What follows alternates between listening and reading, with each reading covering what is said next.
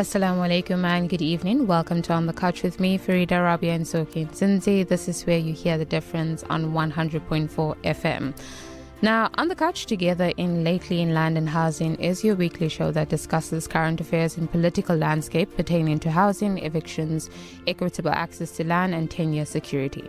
So what are your thoughts on land reform? Well, in South Africa, this is a crucial topic, and the topic is aimed to address the injustices inherited from the colonial and apartheid eras.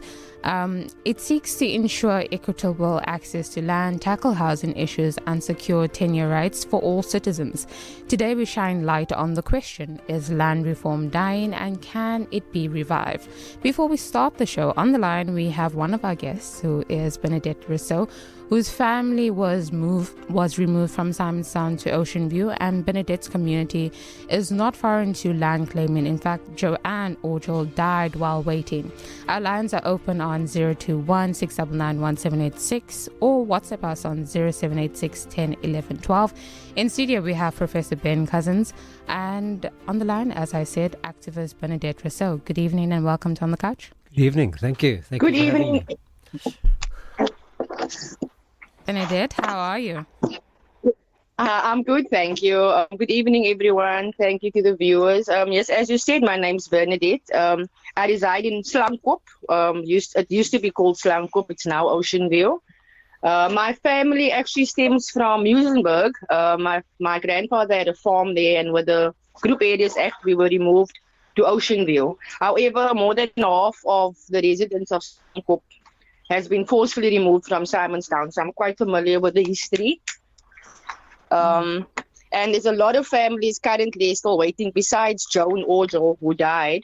We have the Daniels families, the Cotton families, there's Williams, Orgel, Leemendal. These are all families that were forcefully removed from Simonstown.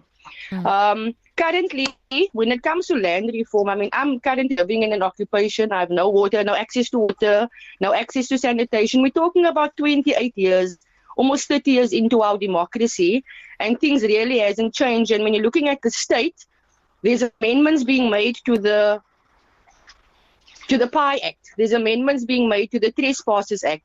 They are forced to do amendments where it comes to us as the poor and marginalized, owning land and actually getting tenure.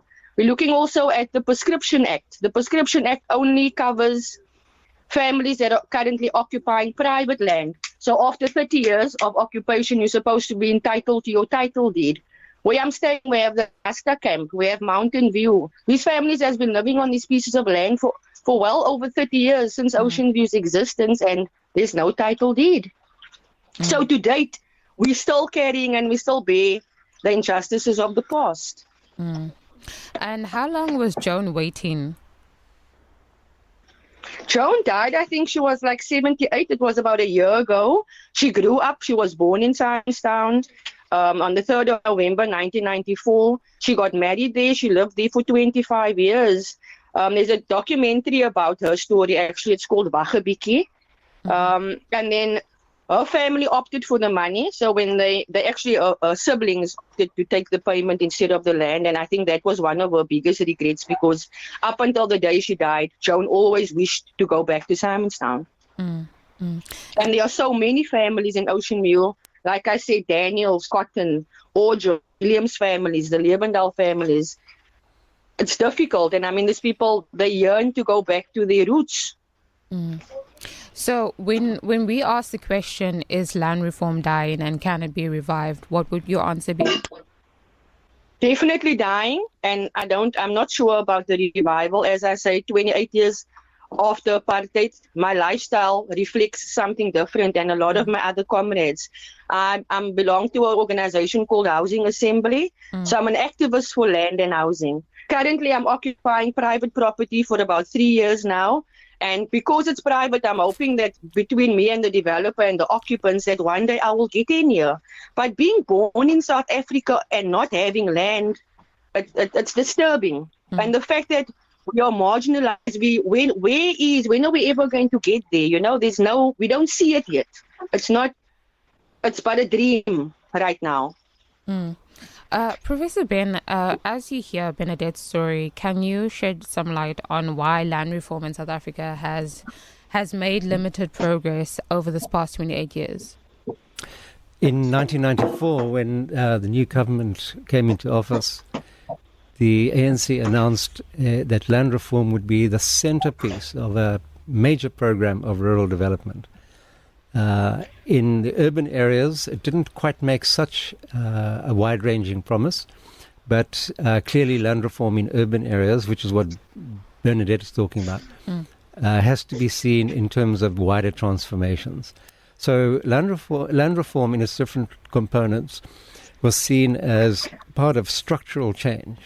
When we began our new democracy, it was clear that we needed structural change in society, a wide-ranging redistribution of assets, of economic opportunities, of redress in various ways. We had to create a new society.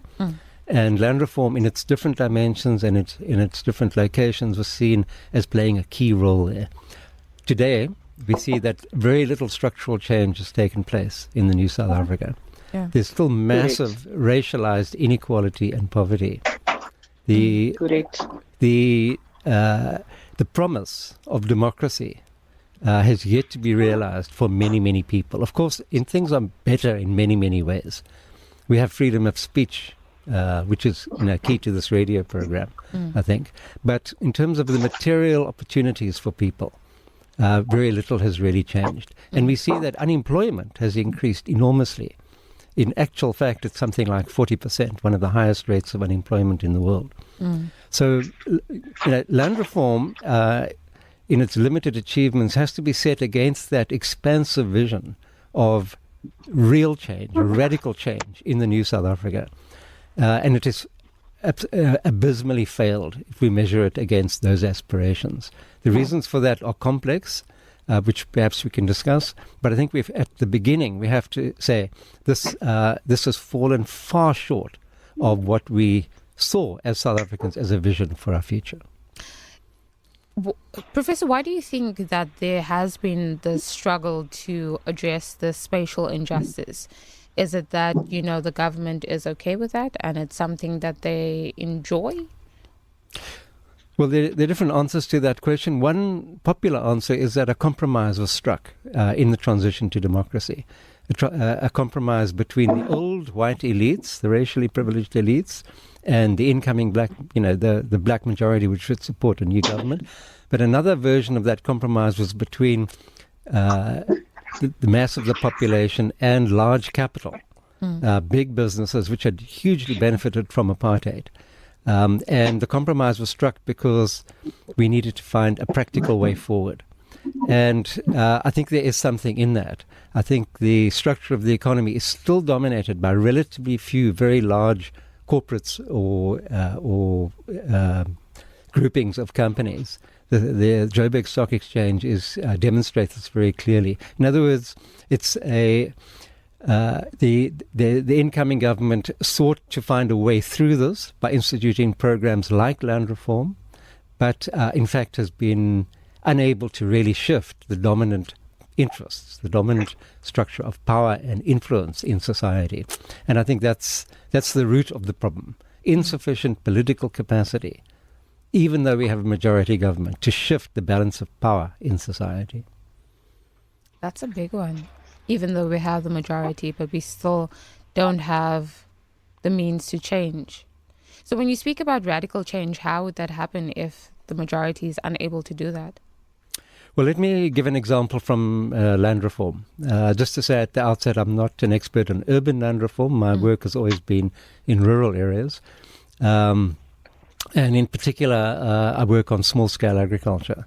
So the program of land reform had three components: redistribution, restitution, which is highly relevant in urban areas, and tenure reform, securing people's rights. The initial target for land redistribution was that within 5 years, 30% of agricultural land, productive land, would be transferred to black South Africans. De facto, that would have meant small-scale farmers. Very few black farmers of any large scale existed, and very few exist at the moment. So it would have required a transformation, not only of ownership, but also of the very structure of the agricultural sector. So it was a tall order. Restitution itself, a complex program of restoring people's rights or giving them cash compensation. Tenure security, giving them proper legal rights recognized in law. That still has not been achieved. So a very ambitious vision of real change. Unfortunately, in the agricultural sector, there are very few South Africans who believe in the possibility of small-scale farming. Even black South Africans tend to believe that agriculture is a large-scale commercial thing, that you do it at scale. And so there's been very little practical support, very little ideological support for breaking up large farms and redistributing productive assets to small-scale farmers. And to my mind, this is a major constraint. Our imagination is in effect shackled by the existing distribution of large-scale commercial, or if you like, capitalist agriculture. This is 100.4 FM. You can send in your messages on 0786 10 11 12, or you can give us a call on 021 699 1786.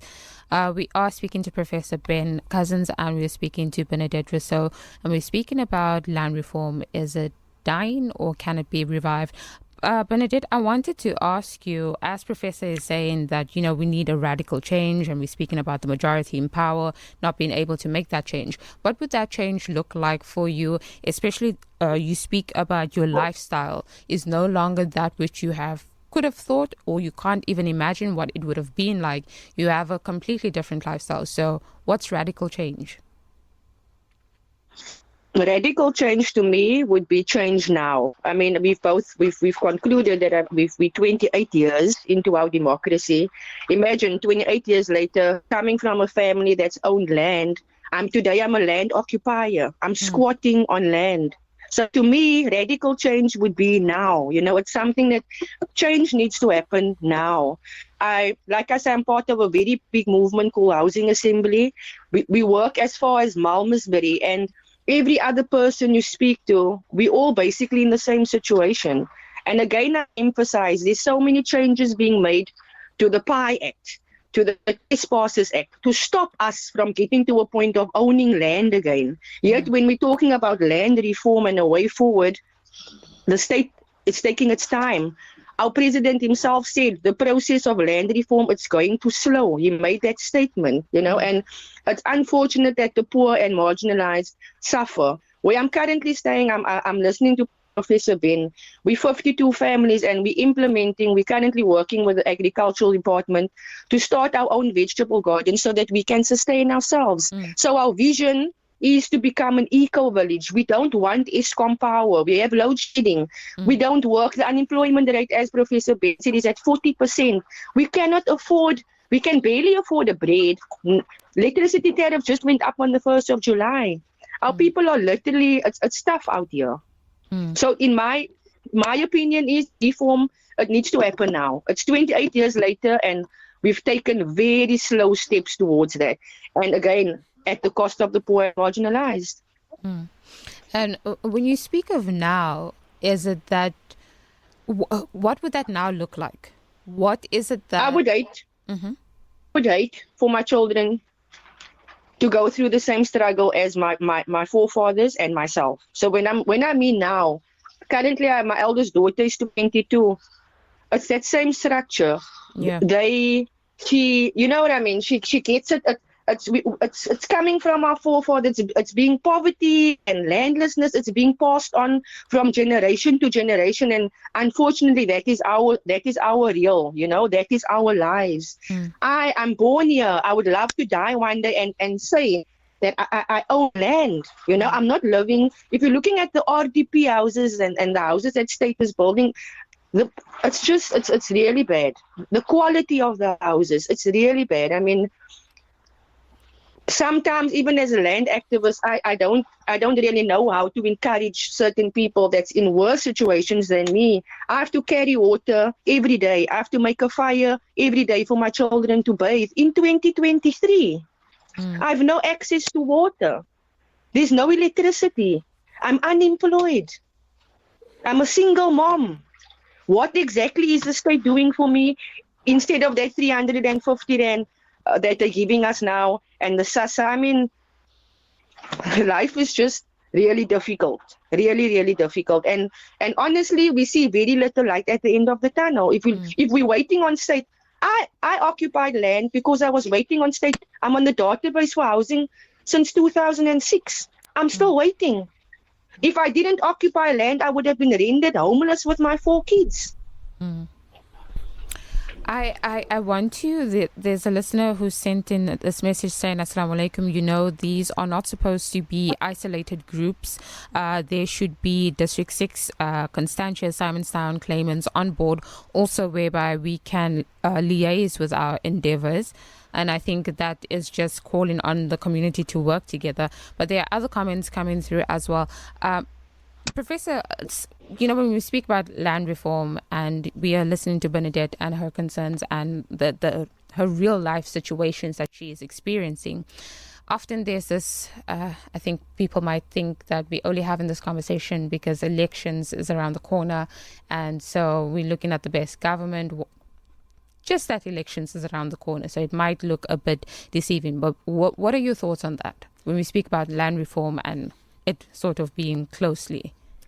I think the ruling party always brings up the question of land around elections because it gets them votes.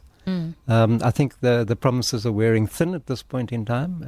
It's by no means clear that the ANC will be voted in years to come. But it's a political vote catcher. We noticed in 2014 the Land Restitution Act was amended to allow people to open up a new set of claims. They anticipated 400,000 new claims, about 180,000 came in. The Constitutional Court struck down that piece of law, asked government to have another go at it, encouraging people to participate in the lawmaking process. The government has not put forward that law. There are now 180,000 people who've lodged claims, which are going absolutely nowhere. That was a vote catcher. That was for the 2014 elections. So I think my conclusion is that land reform in South Africa since about the year 2000 has been politically misdirected. We've had a state which is not responsive to the needs of ordinary people. It's gradually been captured by a rising business class. And unfortunately, we're now set on a path of development which centrally includes structural unemployment. We need to create jobs. This I think is the root of the problem. There's not enough income to go around. How do we create jobs? That's got to be the key question facing our society. In the rural sector, through land reform, I think we could create around 1 million new jobs through redistributing land to small-scale farmers. That's a small contribution to a much bigger problem. But if we take the same thinking into every aspect of economic life, I think that is the challenge for us. The problem, I think, in post-apartheid South Africa is that this requires a responsive but also a capable state, capable of implementing economically feasible support policies for a range of economic activities. And we haven't had such a state for a long time now. The weakness of the current state is at the center of our problems. It's not just a political problem, it's also a problem of state capacity. So, that's to set the land reform problem and the problem of unequal or urban development or spatial injustice in this wider context of the major structural challenges facing us as a society.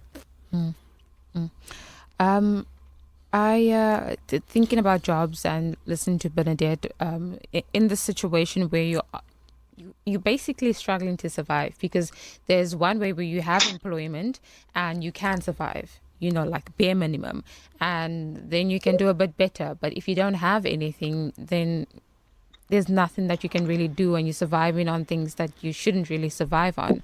Now, when we look at like private ownership through individual titling, this option is only available to people who can afford, and that's a small bracket, and it doesn't help people like Bernadette and the rest of South Africa for that matter.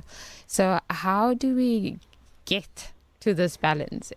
Would we still refer back to government? Well, I think Bernadette could help answer that question, because in the occupation in which she lives, I'm sure people have organized themselves to hold and occupy that space together. They've organized themselves through a social tenure arrangement. Whether or not it's reflected in a title deed. And actually that's true for the majority of South Africans. A few years back, some of us estimated that around 60% of all South Africans hold land and property outside the formal deeds registry system. And those forms of tenure are not properly legally recognized. There are some protective laws, like IPILRA, the Interim Protection of Informal Land Rights Act, but they're renewed on an annual basis. They're not permanent. Those rights are actually very vulnerable. So it seems to me as we need an alternative to individual private title, which, as you point out, is expensive to hold. We need other forms of holding land together as groups of people, legally recognized and supported by the state. It's a key thrust of land reform, is to secure land tenure in appropriate ways. Always when we have these conversations, there was a gentleman who came on and was speaking to us, and he was explaining that we need to visualize a new South Africa, and I personally disagreed with him, because I think when I hear Bernadette, and I believe there are many others who want to own land, the thing about owning land is not just about the soil itself. It means a place of belonging. And so even if there are these social tenures or whatever that's available, it's still not ownership, and not because I think because it's vulnerable, and you don't know what could happen, and it leaves you in this uncertainty. And so if we think of the majority of South Africans that are living like that, that's dangerous. But Bernadette, I'd like your thoughts on that. So where I'm currently living, now the land I'm living on, the 15.4 hectares of land it belongs to a private developer, and I actually have a MOU, the two of us or the parties, we have a MOU in place that states that we will not face eviction. And that gives me peace of mind, because that was one of the first things I wanted to secure. Yeah. I've been evicted in my life 6 times by state. Once from a rental stock flat, and 5 times from where I am currently occupying. During level 5 lockdown, this was during March lockdown, I was evicted, and it was only myself and my family. I was treated like a criminal for just trying to get a place for myself and my kids, And even today, when you occupy land, we are being criminalized. I think that to play it fair, we cannot really put all the blame on state. The people that took our land, those wealthy people, the people with all their money, they need to look back. They need to look back, and they need to give back. I think that's another way that we can look at things. The elite and the wealthy and the people, I'm living in Slankop, is one of the only colored areas in a predominantly white area. Around us, we have Noordhoek, we have Scarborough, we have Simonstown. And if you're looking at those areas in comparison to Ocean View and Masipumalele and Redhill, it's a shame. It's a shame, and unfortunately, we cannot just blame state, because we are all human beings. So I do think that the rich and the elite, they need to plow back. They do need to plow back. What would that look like? Professor is in agreement with you, because I also want to, I need to visualize it in my mind. So the rich, the elite, what do they need to do? Do they need to perhaps come together and buy pieces of land and then speak to state, and then state builds? What would that look like? That is an idea. That is definitely an idea, because if we're being realistic now, and I'm looking at my own circumstances, and a lot of people, just for you to feed your children and yourself at the end of the day, it's a mission. I'm unemployed, as I said. If you are fortunate enough to have your house stacked with food, share. That is basically what I'm trying to say. Share with people that don't have. That is not something that state can make you do. How they got to where they are is to the detriment of us poor and marginalized, because my grandfather's farm was taken from us due to the group areas, and I am now homeless. My siblings are now homeless, and these are the facts. Professor wants to add to what you're saying. So Bernadette, I'm living in Simonstown. I've been living there for 3 years. I think what Simonstown needs is a vision of transformation. We need to say that some 40 years ago there was a vibrant mixed community, mixed income, people working for the Navy, people working as fishermen. We need to recreate that community. And I think what we need is a vision of mixed income housing development in Simonstown so that people from Ocean View can come back. And I think what we need to build on is public land. This Navy and the city hold large areas of public land in Simonstown. And what the local residents, the privilege to live there, need to get behind this vision. And we need to create an overarching vision which says we're going to make a new South Africa, starting where we are in the South Peninsula, and get over this inherited spatial apartheid which you're still living in. And for that, we need strong leadership. We need leadership from below. We actually need people, ordinary people, to drive that vision. That is my challenge to you, because I know that my privileged neighbors are not going to do it by themselves. I do. I do. I work very closely with people from Scarborough, people from Kumiki, and I can promise you, when I'm in the conversation, I make my feelings known that you are where you are to the detriment of me, and if you can plow back, please do. I do share my thoughts, and it does hurt to go and visit these places and think that could have been me, haven't it been for the apartheid and the colonialism, etc. So when I'm with these people, with the elite and these people that have money and have a better life and a better liberty than me, I speak about my life and I speak about my past, and I let them know that I am still sacrificing and living the injustices of the past. So it is in my own capacity. When I speak about these things, I do try and implement change. I do plant the seed. How much support do you get from fellow community members? For example, people living in Ocean View. I'm currently working with Scarborough. I'm currently working with some people in Scarborough. They're busy helping me set up composting toilets in our community. So I do have good relationships with the people in the South Peninsula. I don't really know anybody of Simonstown, but I do know you now, Professor Ben. So we'll definitely hook up after this. Sure, let's do that. There's a comment that came in and it says, as much as I salute Tony of Kasatu for his efforts, I still believe that a union can never be in alliance with a political party. If so, Kasatu shall always run with the rabbits and hunt with the dogs, neither here nor there. I know that the PAC fought for the return of the land, but honestly, I don't know what the ANC fought for.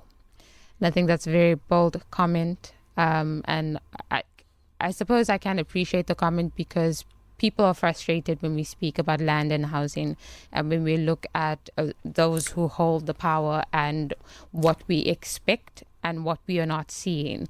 But we don't have much time. Benedict, if I can, in 2 minutes, maybe less than, just get your thoughts on your concluding thoughts for this evening. In my own capacity, I try my best to not rely on state. From my experience, I've had very bad experience when it comes to state. So hence I implement things like an eco village, where we can sustain ourselves. I do think that we need to look at these options.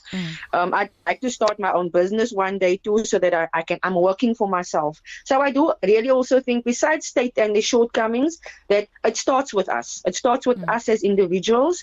Again, I say I don't want my children to inherit poverty from me. So I feel that I need to be the change and that I want to see in the society. Hence, I am a land and housing activist. I believe that when you have your base, that secures you. When I was homeless, when I didn't have a place, I was just an emotional wreck. And I promise you, since I've been on my own, since I am where I am, there's no landlord switching off my electricity or demanding rent money that I don't have. So in my own capacity, I have implemented change. And I think moving forward, that is where it starts. We do, however, still need to hold the state accountable. But not put all the power in their hands. Correct. Professor? I think what we need is a new idea about how we organize our economy. We need to create a people-based economy so that people like Bernadette have real economic opportunities for themselves. And I think we need to convince the city of Cape Town to embrace such a vision. I think we can moan about the national government, but now we have a very well-off local government who should be more responsive to ordinary people.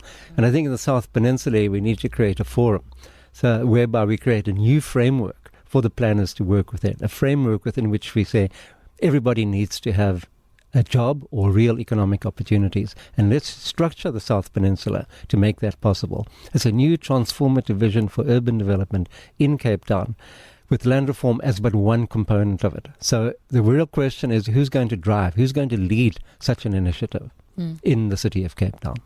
I can imagine organizations like Difuno Kwazi, the organization that Benedette is, people like yourselves that can get together. So in one way or another, it's just about a big meeting and maybe signing the papers and getting the job done, and hopefully some funds, lots of funds to make things happen. But I must thank you both for being with us this evening and speaking to us about land reform. And I'm not sure if this was a very hopeful conversation, but you get people like Benedette who is taking things into their own hands by getting together with the community, being a part of organizations that make a difference, and Professor, of course, offering us his knowledge as well. But until we chat again, do have yourselves a wonderful evening. That was in studio. We have Professor Ben Cousins, and also we had Benedette Rousseau, who was speaking to us on the line. And we were speaking about land reform. Is it dying? Can we revive it? What does this mean? What are your thoughts on it? Do you think we can revive it? What do you think about getting together and solving this problem and taking the power in our own hands, even though, our government isn't the greatest? But more on this conversation next week, Thursday, in Land and Housing. And Farida Rabia and Soki and Zinzin. That's all we have for you.